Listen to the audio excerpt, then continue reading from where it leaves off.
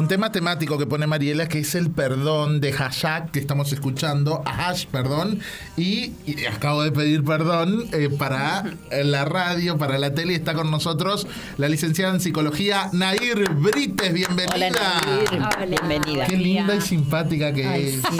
Inteligente y preparada. Lo bueno es que, viste, la primera apariencia ya te da una comodidad o una ternura, bueno, muy bonita, ¿eh? Y acá me acotan jovencita también. Bueno, sí, ya está. Sí, todos acá. Escúchame, vamos a hablar de un tema difícil, fuerte, no sé si polémico, de cómo nos cuesta perdonar al otro. Las disculpas son más livianas en palabras y acciones que el perdón. ¿Vos decís que solo pedir perdón? ¿O cuál? No, por ejemplo, me peleo con ella, depende del quilombo que haya tenido. Alicia, te pido disculpas. Yo creo que la disculpa es como que pasa rápido, ¿entendés? Sí. Pero si yo veo que la lastimé, pero a mí me cuesta, ¿sabes qué? Te pido perdón. ¿Por qué cuesta más? ¿Pesa más la palabra perdón o la palabra...? No, pesa más la palabra perdón. Pesa mucho más la palabra perdón. El perdón es súper complejo. El perdón es como si uno tuviese que aceptar que tuvo errores, que tenemos faltas. A ver, pedir perdón, todos tenemos una instancia moral que internamente en nuestra cabeza que nos juzga. Entonces, a partir de esa instancia moral es lo que nosotros sabemos qué está bien y qué está mal. Esta instancia moral también lo que nos permite es como ordenarnos en la realidad. También seguir las normas sociales, como estar un poco bajo la ley, digamos, ¿no? Entonces, bueno, a partir de esta instancia nosotros mismos sabemos incluso cuál es nuestro límite para hacer las cosas. Depende del nivel de culpa que tenga uno con uno mismo. Y es ahí donde juega el pedir perdón al otro o no. Y donde muchas veces cuesta pedir perdón, incluso la palabra perdón es un peso, porque implica aceptar que tenemos fallas, que tenemos errores, que tenemos faltas. Y el ser humano siempre tiende y busca la completud. El ser humano quiere ser perfecto, siempre. Y es ahí donde nos terminamos equivocando aún más y generando aún más situaciones que nos terminan como poniendo en juego, y ahí está en uno mismo si se siente culpable de eso o no. Más allá de lo que generó él en otro, ¿no? Porque muchas veces hacemos algo que termina teniendo una repercusión en el otro, y ahí ¿qué hacemos? ¿No? Vemos hasta qué punto lo lastimamos, vemos si realmente es algo que le dolió o no, si va a ser algo pasajero o no. Y vos me decías, ¿por qué cuesta? Ay, sí. Yo disculpa, te pido... discúlpame. Pero perdonar. Y ahí dijo algo muy importante, Nair. Nos cuesta más a nosotros porque tenemos que ceder el error. Porque claro, reconocer que nos equivocamos. Pero sentir que nos equivocamos también. O sea, sentir arrepentimiento por esa equivocación. Hoy por hoy, cuando empezábamos la nota, vos decías, perdón, dijiste, porque te equivocaste en algo y dijiste perdón. Creo que ahí entraría la disculpa, porque es algo que no, claro, que es no algo dañó. Más pasajero, ¿no? Claro, algo que no dañó, ¿no? Sí, la disculpa es como, a ver... Yo creo que más que nada la disculpa y el perdón tiene como el mismo sentido, el mismo objetivo, en el sentido de querer generar en el otro una especie de demostrar que uno está arrepentido de lo que hizo. La cuestión es que, como les decía hoy, socialmente en nuestra cultura está más aceptada la disculpa como que el perdón. Claro, como si fuese algo más leve. Claro. Y el perdón sí es algo más grave, exacto, por así decirlo. Y al receptor, ¿qué le vale más? ¿Qué lo llena más? Que le pidas unas disculpas y yo te diga disculpas aceptadas, que pasa mucho en televisión eso, cuando se cagan a pedos pues dicen, che, te pido disculpas. No, yo quiero que me pidas perdón. yo no quiero que me pidas disculpas. O también en una pelea de pareja, cuando se piden disculpas. No, yo quiero que me pidas perdón por la cagada que te mandaste conmigo. Es como que la disculpa se siente como que el que te está pidiendo ya automáticamente está como minimizando el error, ¿no es cierto? Exacto. Sí, es que por eso digo, la disculpa está como socialmente como si es algo más leve y minimiza el error y minimiza el impacto que tiene en el otro, lo que esa persona hizo. Y el perdón, digamos, es algo que también permite, como vos decías, cuál es la reacción o la acción que la persona que recibe el perdón hace, ¿no? O sea, ¿qué le genera al que recibe el perdón? Bueno, a ver, me parece que también puede haber como cierta satisfacción en quien recibe un perdón, como algo más narcisista también, como, bueno, yo te perdoné. Claro. Yo tengo el poder de perdonarte. Y eso también al que está en falta, al que cometió el error, lo pone en juego de decir, no, a mí ella o él me perdonó, como si ese otro tuviese el poder sobre uno y de también juzgar el nivel de gravedad de eso. Entonces, puede haber cierta satisfacción narcisista en quien recibe el perdón, pero también me parece que en quien asume que se equivocó, hay como un golpe narcisista, en el sentido de que hay un golpe de que algo se quebró dentro de nosotros, de que en algo nos equivocamos y, como decía, a ver, el narcisismo es... la otra vez me preguntaban cómo identificar a una persona con características narcisistas. Uh-huh. Que es algo que está muy importante. Es algo que está muy de moda en las redes. Y el narcisismo es algo que nos constituye a todos. Todos nosotros tenemos una parte de narcisismo. ¿Escuchaste, Alicia? Sí, totalmente. Porque el narcisismo es constituyente de la persona.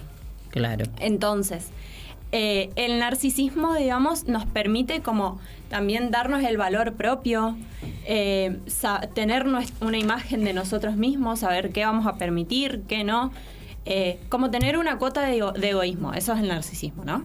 Uh-huh. Entonces, a la persona que está asumiendo el error le juega algo en el narcisismo.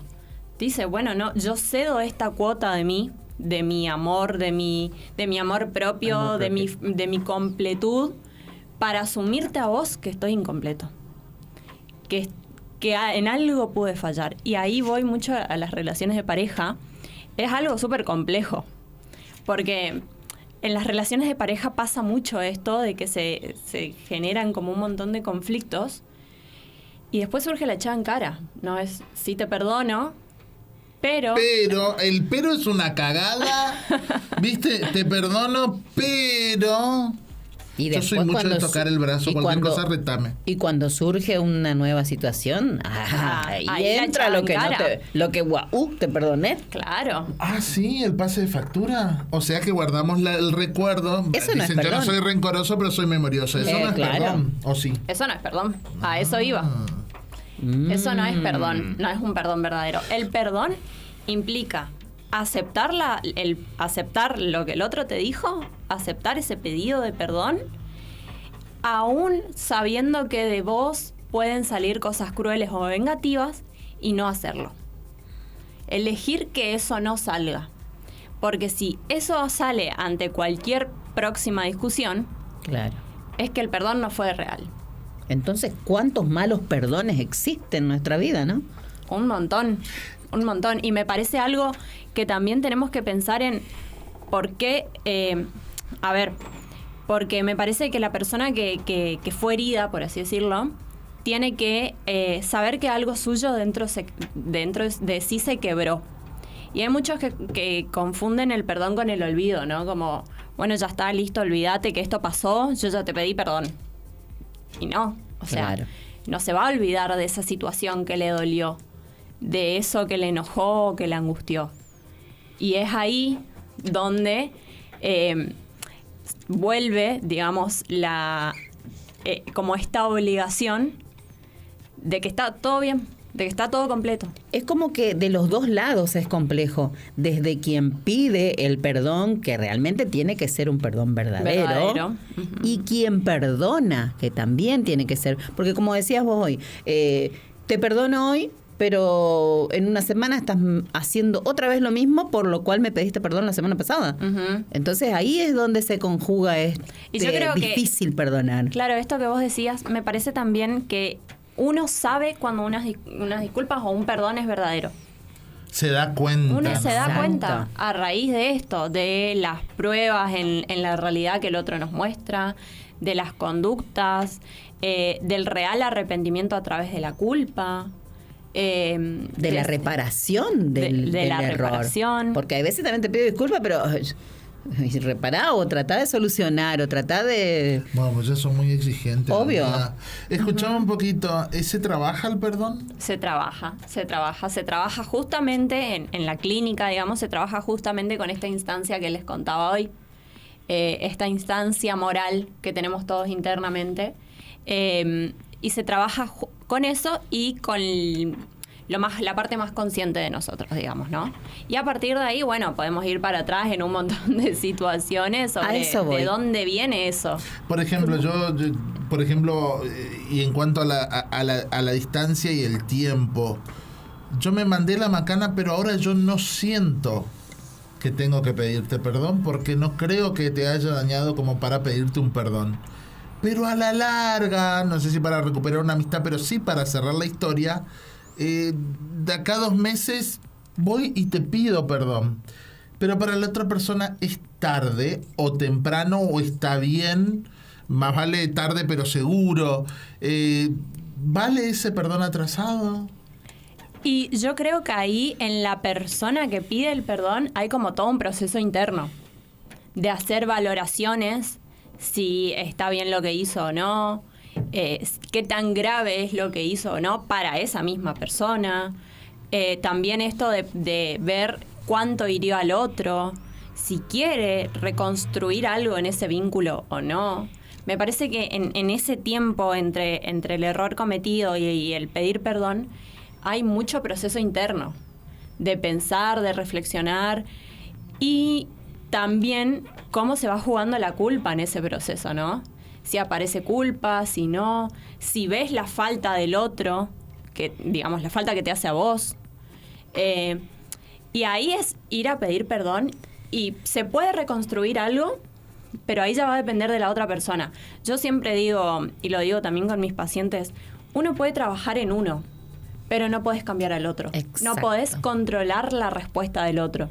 Entonces, uno puede ir a pedir perdón, pero ya como el otro responda, va a ser una decisión completamente del otro. He escuchado casos de que fueron a pedir perdón mucho más tarde, unos meses, como vos decías, más tarde, y el perdón valió y se reconstruyó el vínculo. Pero hay otros casos que no, y que eso es imperdonable y que ya está porque cruzó un límite. Y ahí me parece, lo que decía hoy, muy importante saber esto de cuántos límites ponemos y cuál es nuestro límite. Hasta dónde aceptamos tener un vínculo donde hay muchas fallas o si, como vos decías, el perdón que se pide es verdadero o no. Y el perdón que se da. Porque creo que también la persona que perdona se libera más de lo que... Porque hay veces... Ay, pero qué lindo sería que yo pida perdón, me libero, pero que también esa persona supere y acepte mi perdón. Qué lindo sería eso. ¿Se conjuga siempre eso o no? No siempre. No siempre. No siempre. La mayoría de las veces no. No. No. ¿Puedo con un perdón cerrar una historia? Sí, pero eso ya es, digamos... Yo no me junto más con esa persona, pero es una historia de pareja, una historia de amistad. Che, ¿sabes qué? Maduré, te perdono. Está todo bien, pues yo no quiero volver a tener absolutamente nada con vos. Sí, se puede porque es como darle el cierre a esa relación que en un punto tuviste que haberla duelado antes de hacer el cierre. También pasa mucho eso, en quien perdona hay que ver si el tiempo es el tiempo que le duró el duelo también de ese vínculo. Entonces sí, puede perdonarle, pero ya no querer saber más nada, quizás por, como ella decía hoy, equivocaciones reiteradas, por perdones que fueron pedidos y quedaron en la nada porque los errores se volvieron a repetir. O que nunca se pidieron. También. Porque hay gente que lastima, hiere y no tiene noción del daño que causó. Eso pensaba cuando armaba el tema. ¿Qué pasa con el perdón por algo que no pasa? ¿No? Cuando hay algo que no pasa, como por ejemplo alguna acción, una falta de comunicación, alguna, digamos, traición que uno hizo cuando nos había prometido una cosa y en realidad va y hace otra cosa. Entonces, es tan difícil pedir perdón y perdonar por algo que no pasó, ¿no? Como, doy un ejemplo. Yo quería, o habíamos acordado en el vínculo que vos, a partir de ahora, vayas y todos los días me hagas un café. Ponele. Sí. Al día siguiente te hace un café. Después ya no, después ya no, después ya no. Entonces, ¿qué pasa con eso que no pasó? Ni cuenta se da de lo que te hiere. Uh-huh. Bueno, pero eso también tiene que ver mucho con la expectativa de uno. Yo no he pedido el café. También, pero me parece que ahí hay un acuerdo. Claro, un acuerdo que no se cumple, sí. Entonces, ¿uno puede dar un perdón por algo que no pasó? ¿O eso termina generando como aún más reproches, juicios? Eso pensaba Creo mucho, que es ¿no? una cajita que muy uno va difícil. guardando. Creo que eso es mucho más difícil. Claro, son pequeñas cosas que por ahí van quedando. Y la falta de comunicación ahí es clave. Exacto. Cuando falta comunicación en cualquier vínculo, es algo que termina embarrando aún más todo. Al menos una última pregunta mía, porque no tenemos más tiempo. Prepárate una, Alicia, y quiero el cierre tuyo, Nair. Los perdones extremos. Claro ejemplo, y me ha pasado charlar con Madres del Dolor, que es una ONG Madres del Dolor en Buenos Aires, que sus hijos fueron abatidos en delitos, asaltos, asesinatos, un montón de situaciones. Y en Madres del Dolor hay madres que han perdonado a los agresores. Que en el juicio el agresor pide perdón a la familia como muestra de arrepentimiento. Muchos aceptan y otros no. Inclusive hubo madres que fueron a la cárcel a perdonar, a hablar, a conocer al hijo de su asesino para ver si hubo muestra de arrepentimiento. Esos perdones extremos ¿sanan a la persona? Yo creo que sana más a quien perdona. Ajá. Que al perdonado. Bien. Porque, a ver, primero mientras te escuchaba pensaba si realmente ese pedido de perdón del agresor es verdad. Lo pensaba. Y después también esta cuestión de, como te decía, me parece que el perdonar hoy o pedir perdón después de tanto tiempo o incluso de estos crímenes, después de estos crímenes tan fuertes, hay algo ahí que ese tiempo permite hacer el duelo. Porque voy a lo mismo, hay un fallecimiento de un hijo o de un familiar y ahí tuvo que haber un duelo. Entonces, ahí me parece que permite este perdón, te perdono, permite cerrar como una etapa de su vida. O sea, quizás una etapa triste, sí. Llevarla es más algo liviana más a la mochila. interno. Claro. Exactamente. Algo irreparable, justamente, ¿no? Uh-huh. Irreparable. Y también esto que vos decís, irreparable, es como, ¿por qué seguir llevando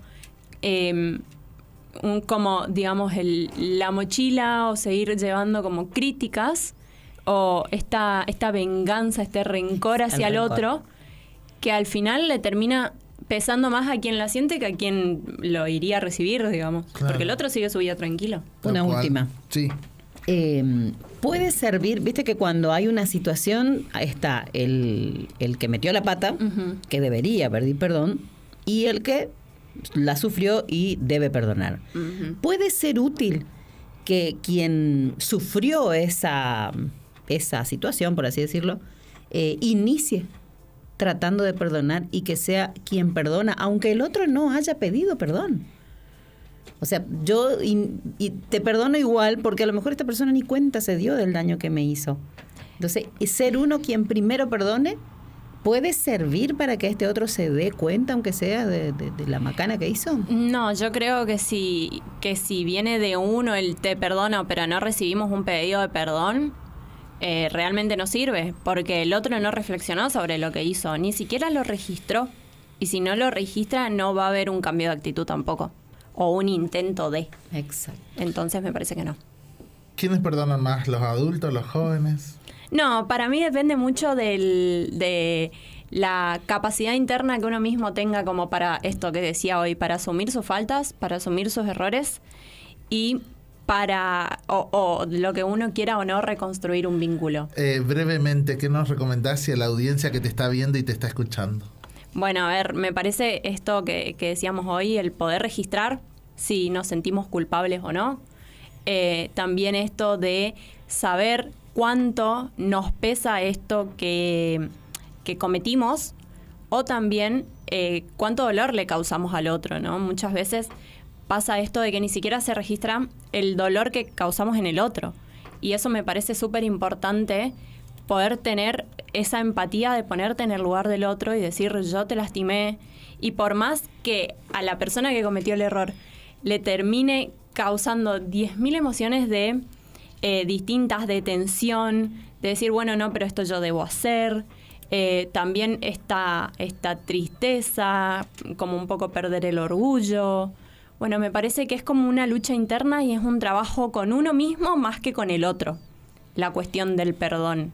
Entonces, me parece que todos tenemos que reflexionar sobre cómo nos posicionamos en estas situaciones y saber qué queremos o no de ese vínculo, porque pedir perdón siempre nos permite sanar con nosotros mismos y con el otro. Fuerte el aplauso para Nair Brites.